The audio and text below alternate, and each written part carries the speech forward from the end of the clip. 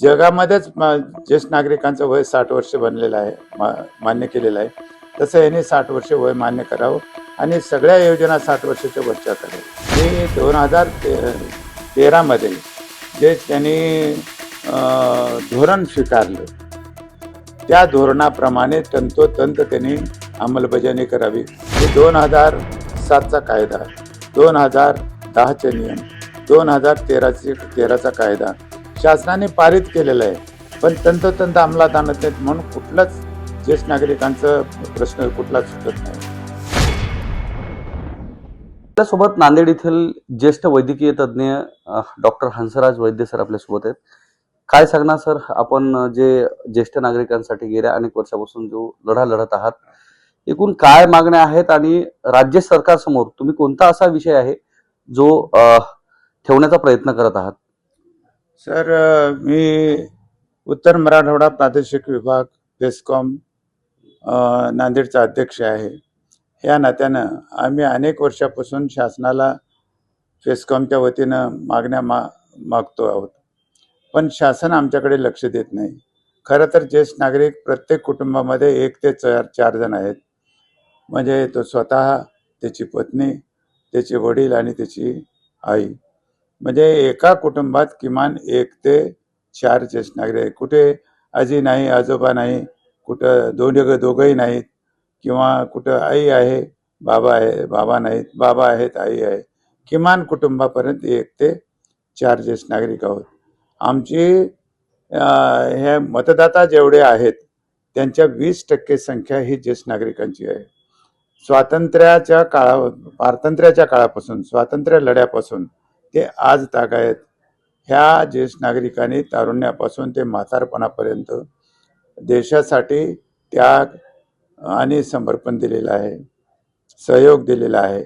ज्येष्ठ नागरिकांनी देश तयार केलेला आहे. आजही केंद्रातलं शासन असो की राज्यातलं शासन असो, हे केवळ आणि केवळ ज्येष्ठ नागरिकांच्या मताधिक्यामुळे होतं. कारण माझं असं स्पष्ट मत आहे की एका कुटुंबामध्ये एका जोडप्याला जर 4 जरी मुलं असले तरी आज प्रत्येक घरामध्ये 4 पक्ष आहेत, 5 पक्ष आहेत. मोठा मुलगा रात्री काँग्रेसची पौशरी मारतो आणि सकाळी पत्नीला घेऊन काँग्रेसला मतदान करून येतो. दुसरा घड्याळाची पौशरी रात्री मारतो, सकाळी पत्नीला घेऊन जाऊन घड्याळाला मतदान करून येतो. तिसरा शिवसेनेची पौशरी मारतो, पत्नीला घेऊन जाऊन मतदान करतो. आणि आता बीजेपीच्या पक्षाचा रात्री पौशरी मारतो आणि चौथा मुलगा देऊन येतो. मला सांगा, कोण निवडून येतं? केवळ पक्का आणि खास मतदार म्हटला तर आमचा ज्येष्ठ नागरिक आहे. तो कुणाच्या काळ्या पाण्याची सुद्धा लालसा केलेला नाही आजपर्यंत, कुणाचा चहा सुद्धा घेतलेला नाही आणि कुणालाही असं मतदान, केवळ शासन त्यांच्यामुळं बनतं आणि शासनाच्या पाठीमागं खंबीरपणे उभा राहतो. पण आज तो 60 वर्षाचा वय झालेला आहे, त्याला डोळ्याला दिसत नाही, कानाला ऐकू येत नाही, रस्त्याने चालता येत नाही, त्याला कुठलंही आता काम करणं त्याच्यानं शक्य नाही. कारण 60 वर्ष त्याने देशासाठी सेवा दिलेली आहे. कुटुंब म्हणजे अनेक कुटुंब मिळून समाज तयार झाला, अनेक समाजातील घटक मिळून गाव तयार झालं, अनेक गाव मिळून तालुका तयार झाला, अनेक तालुके मिळून जिल्हा तयार झाला, अनेक जिल्हे मिळून विभाग तयार झाला, अनेक विभाग मिळून देश तयार झाला. पर्यायानं ज्येष्ठ नागरिकांनी देशाचं काम केलेलं आहे. आता काही असे प्रश्न आमच्या समोर लोकनेते करतायत की ते कुठे शिकले, कुठे सेवा दिली. माझं असं स्पष्ट मत आहे, शासनाला नम्र विनंती आहे की त्यांनी बारकाईने बघावं. त्या काळामध्ये शिक्षण नव्हतं, त्या काळामध्ये ते शिकू शकले नाहीत, पण त्यांनी कुटुंब कायम ठेवलं, देश कायम ठेवला. आज देश जो भारताचं नाव जगामध्ये आहे ते केवळ आणि केवळ माझं स्पष्ट असं मत आहे की ज्येष्ठ नागरिकामुळे आहे. आजही केंद्र शासन आणि राज्य शासन ज्येष्ठ नागरिकामुळे बनतं. अर्ध्याच्या वर ज्येष्ठ नागरिक आहेत, तरी पण ते आज त्यांच्याकडून सुद्धा दुर्लक्षित आहेत. मात्र आपण ज्या मागण्या राज्य सरकार आणि केंद्र सरकारकडून ठेवलेल्या आहेत त्या नेमक्या कोणत्या मागण्या आहेत, जेणेकरून ज्येष्ठ नागरिकांच्या ज्या समस्या आहेत त्या सुटल्या पाहिजेत, अशा कोणत्या मागण्या ठेवल्या? आमच्या मागण्या न्याय आणि अत्यंत साध्या सोप्या आहेत. शासनाने ह्या जागतिक न्यायाप्रमाणे, जागतिक मान्यतेप्रमाणे ज्येष्ठांचं वय वर्ष 60च ग्राह्य धरावं. कारण आता आपलं महाराष्ट्र शासन आणि केंद्र शासन वेगवेगळे वय पकडतं. त्यांच्या प्रत्येक योजना 65 वर्ष, 70 वर्ष, 75 वर्षाच्या पुढच्या आहेत. तसंच महाराष्ट्र शासनाचं हे चुकीचं आहे. जगामध्येच ज्येष्ठ नागरिकांचं वय 60 वर्ष बनलेलं आहे, मान्य केलेलं आहे. तसं याने 60 वर्ष वय मान्य करावं आणि सगळ्या योजना 60 वर्षाच्या वरच्या कराव्या, वरच्या लोकांना देण्यात यावं. दुसरी आमची मागणी अशी आहे की 2013 मध्ये जे त्यांनी धोरण स्वीकारलं त्या धोरणाप्रमाणे तंतोतंत त्यांनी अंमलबजावणी करावी. तंतोतंत अंमलबजावणीच होत नाही, त्याच्यामुळे आमचे खूप प्रश्न रेंगाळलेले आहेत. तिसरी आमची मागणी अशी आहे की 2007चा कायदा, 2010चे नियम, 2013चा कायदा शासनाने पारित केलेला आहे, पण तंतोतंत अंमलात आणत नाहीत. म्हणून कुठलाच ज्येष्ठ नागरिकांचा प्रश्न कुठलाच सुटत नाही. आणि म्हणून त्यांना नम्र विनंती आहे की 2007चा कायदा, 2010चे नियम, 2013चा कायदा तंतोतंत अंमलात आणावा.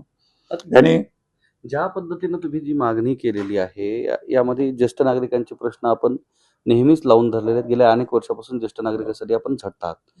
आपण पेन्शनची मागणी केली. होय. कोणत्या धर्तीवर राज्य सरकारनं आणि केंद्र सरकारनं ज्येष्ठांना पेन्शन देणं अपेक्षित आहे, ज्याच्यामुळं जर ज्येष्ठांना सगळ्यांना जर पेन्शन सुरू केलं तर राज्याच्या आणि केंद्राच्या तिजोरीवर जो बोजा पडणार आहे तो कुठून देणार? खूप चांगला प्रश्न विचारला साहेब.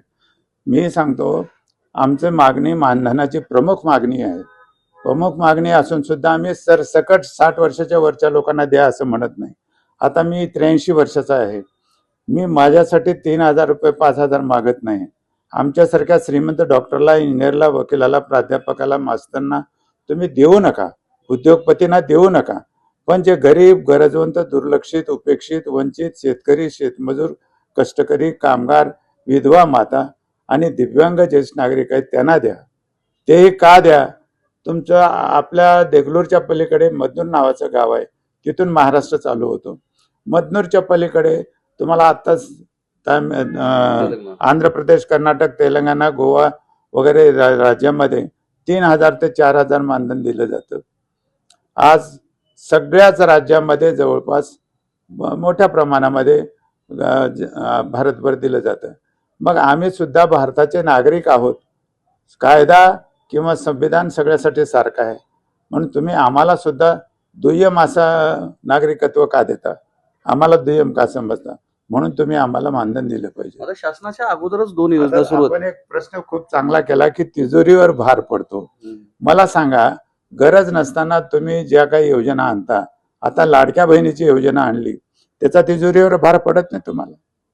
ज्येष्ठ नागरिकांना जिथं गरज आहे, जिथं आज 2दाची रोटी, 2दाचा चहा मिळू शकत नाही, औषध पाण्याला त्याच्याकडे पैसा नाही, तो काम करू शकत नाही, कोणी काम देत नाही, कोणी दाम बी देत नाही, आणि पाय कोरून मरायची अवस्था आहे, त्याला तुम्ही द्यायला नको? आमचं म्हणणं असं आहे की तुम्ही आमदार, खासदार, मंत्री किंवा सचिव, मंत्री किंवा सचिवालयामधल्या सगळ्या सचिवांना तुम्हाला मानधन देता येतं. 8वा वेतन आता 26ला 2024 पासून लागू होणार आहे. त्याचा भार पडणार नाही तुमच्यावर. गरज नसताना ज्यांना ऑलरेडी खूप मोठ्या मोठ्या पगारी आहेत, ज्यांना ऑलरेडी मानधनं आहेत खूप, त्यांना आता जर आमदार जर सभापती असला जिल्हा परिषदचा, पंचायत समितीचा, नंतर आमदार झाला असला, खासदार झाला असला, मंत्री झाला, सगळे त्याचे भत्ते सगळे मिळतात. एका एका घरात आमदार त्यांचा आहे, माजी आमदार आहे, आजी आमदार आहे, माजी खासदार आहे, आजी खासदार आहे, त्यांचे मानधन त्यांना द्यायला तुम्हाला पैसा आहे लाखो रुपयाचे, आणि तुम्हाला 5,000 रुपये महिन्याला 2दाची रोटी, 2दाचा चहा मिळावा, ही मागणी रास्त आहे की खोटी आहे? मात्र तुम्ही ज्या पद्धतीनं तुमची मागणी आहे, राज्य शासनाच्या 2 योजना प्रत्यक्षात चालू आहेत. एक 60 वर्षाची जी योजना आहे ती एक सुरू आहे, ती ज्येष्ठ नागरिकांसाठीच आहे. 60 वर्षाचं जे ज्येष्ठांना जे मोबदला मिळतो, आणि दुसरी आहे निराधारची योजना. कोणता मिळतो? कोणतं मानधन? राजीव गांधी निराधार योजना. खूप चांगला प्रश्न. राजीव गांधी निराधार योजना किती जणाला मिळतं? आता माझ्याकडे रोज 25 लोकांचा गट येतो. प्रत्येकाला आम्ही विचारतो तुम्हाला कुठली योजना लागू आहे का, कुठलं मिळतंय का. आजपर्यंत 5 पैसा मिळाला नाही. कुठे कुठे कुठे लागू आहे? हे सगळं चुकीचं आहे, कागदोपत्री आहे. आमचं म्हणणं असं आहे की सुटसुटीत तुम्ही त्यांना आधार कार्ड आहे बघा, त्याचं वय पहा, त्याची परिस्थिती पहा, तुमच्याकडे रेशन कार्ड आहे, आधार कार्ड आहे, त्याच्यावरून तुम्ही सरळ सरळ द्या. गरीब गरजवंतांना द्या. आम्हाला सरसकट आम्ही मागतच नाही. एवढी रास्त आमची मागणी आहे सर. ज्या पद्धतीनं आपण ज्येष्ठ नागरिकांच्या ज्या समस्या आहेत त्याच्यावर प्रकाश टाकताना पाहायला मिळतात, मात्र कुटुंब व्यवस्था कुठंतरी विस्कळीत झालेली आहे आणि त्याच्यामुळं ज्येष्ठ नागरिकांच्या कुटुंबानंही त्यांच्याकडे लक्ष देणं गरजेचं कुटुंब आहे. व्यवस्था ढासळू नये म्हणूनच आमची मागणी आहे की आता काय होऊ लागले, म्हातारे हे जड झालेत, आता कवा एकदाचे मरतील हे आम्हाला ओझं झालेलं आहे कुटुंबाला. आणि ते ओझं वाटू नये म्हणून त्यांना स्वतःचं काहीतरी सन्मानानं जगता यावं, शेवटचे दिवस तरी मानानं सन्मानानं जगता यावं, याच्यासाठी म्हणूनच मानधनाची आमची मागणी आहे. मात्र बऱ्याच ठिकाणी आज आपण पाहता ज्येष्ठ नागरिकांची जशी आपण मानधनाची मागणी केली, तर बरेचसे जे वृद्धाश्रम आहेत त्याच्यामध्ये बरेचसे ज्येष्ठ नागरिक असताना पाहायला मिळतात. आता आपण या संदर्भात सुद्धा कुठेतरी जी जागृती होणं अपेक्षित आहे असं वाटत नाही का? खूप चांगला तुमचा प्रश्न तुम्ही तयार केला की आता तुम्ही वृद्धाश्रमाचं नाव घेतलं. वृद्धाश्रम हे आता कळीचा मुद्दा आहे. वृद्धाश्रम खरं तर नकोच, कुटुंबातच राहिलं पाहिजे, त्याने गोकुळातच राहिलं पाहिजे. जे काही सर्वांसाठी अन्न तयार होतं ते त्याने खाल्लं पाहिजे आणि त्याचे संस्कार त्या लहान मुलावर येणाऱ्या भावी पिढीवर झाले पाहिजे. तर आपली संस्कृती चांगली निपजेल आणि सगळ्यांना म्हणजे आपला एक भारत देश जो पूर्वीपासून जो आहे त्याची परंपराच कायम राहील. आणि म्हणून वृद्धाश्रमाला तुम्ही वृद्धाश्रम चालवणाऱ्याला तुम्ही मोठं करताय. वृद्धाश्रमातल्या लोकांना तुमचा काही फायदा नाही. उलट मी सांगतो कुटुंब पद्धती बिघडत चालली. मोठे मोठे आता मी इंजिनियर डॉक्टर आहे, तर मी माझ्या बापाला लागतील तेवढे तिथे फीस भरतो आणि एकदाचे बल्ला म्हणून आम्ही काढून टाकतो. मात्र हे चुकीची आहे. ही वृद्धाश्रमाची जी पद्धती आणली ही उच्चभ्रू लोकांनीच आणलेली आहे, तुमच्यासारख्या डॉक्टर इंजिनियरनीच आणलेली आहे. म्हणूनच आमची विनंती आहे की हे चुकीची पद्धत आहे. तुम्हाला जर तुमची कुटुंब पद्धती कायम ठेवायची आहे, एकत्र कुटुंब पद्धती, तुमची संस्कृती जपायची असेल तर तुम्ही त्यांना स्वतःला स्वाभिमानानं जगता यावं म्हणून त्याला काहीतरी तुम्ही दिलं पाहिजे. कारण आजपर्यंत जेव्हापासून तो करता झाला तेव्हापासून ते 60 वर्षापर्यंत सगळे टॅक्सेस, सगळे कर त्यांनी भरलेले आहेत आणि आता तो कुठलंच काम करू शकत नाही, कुठलं कर भरू शकत नाही. म्हणून त्याला तुम्ही करमुक्त करा, त्याला स्वाभिमानानं जगण्यासाठी त्याला मानधन द्या. शेवटचा प्रश्न, देशाचे प्रमुख असणारे प्रधानमंत्री सुद्धा ज्येष्ठ नागरिक आहेत, ते 70 वर्षाचे आहेत. राज्याचे राज्यपाल सुद्धा ज्येष्ठ नागरिक आहेत, राष्ट्रपती सुद्धा ज्येष्ठ नागरिक आहेत, एव्हाना राज्याचे उपमुख्यमंत्री सुद्धा ज्येष्ठ नागरिकच आहेत. तर तुम्हाला काय वाटतं की ज्या लोकांच्या हातात देश दिलेला आहे ते लोक ज्येष्ठ नागरिकांविषयी ज्या भूमिका घ्यायला पाहिजे त्या भूमिका घेत नाहीयेत का? ते त्यांच्याविषयी गांभीर्यानं नाहीयेत का असं वाटतं का आपल्याला? गांभीर्यामुळे मुळीच नाही. आम्ही त्यांच्यासाठी मोठमोठे मोर्चे काढले. 15-15 हजार लोकांचे मोर्चे निघाले, उन्हात तानात निघाले, पावसात भिजत निघाले, उन्हामध्ये 3-3 तास आम्ही धरणं धरली, पण शासन आमच्याकडे बघायला तयार नाही. दुःख आहे की हे एवढे लोक स्वतः सुद्धा ज्येष्ठ नागरिक असून त्यांना आई वडील असून सुद्धा आई वडिलाला मानायला तयार नाहीत असा त्याचा अर्थ होतो. तुम्ही ज्येष्ठांना मानच दिला पाहिजे, सन्मानच त्याचा झाला पाहिजे. ज्येष्ठाचा सन्मान हा देशाचा सन्मान आहे आणि म्हणून तुम्ही ज्येष्ठांना मान दिलं पाहिजे, त्यांना मानधन दिलं पाहिजे. आणि आता शेवटचे वर्ष आता ते मरणाच्या वाटेला लागलेत. अनेक आमचे ज्येष्ठ नागरिक मेले. आता हे सुद्धा जे काही जिवंत आहेत ते सुद्धा मरणाच्या वाटेला आहेत. तुम्ही सुद्धा एके दिवशी ज्येष्ठ होणार आहात आणि तुम्हाला सुद्धा त्या वाटेने जायचं आहे. तुम्हालाही मुलं बाळ आहेत. तुम्ही जशी आता आम्हाला ट्रीटमेंट द्याल, वागणूक द्याल, तसेच तुमचे मुलं बाळ देणार आहेत. याच्यासाठी म्हणून शासनाला नम्र विनंती आहे की त्यांनी सहानुभूतीपूर्वक ज्येष्ठांच्या मागण्याकडे लक्ष द्यावं आणि त्या मागण्या मान्य कराव्या.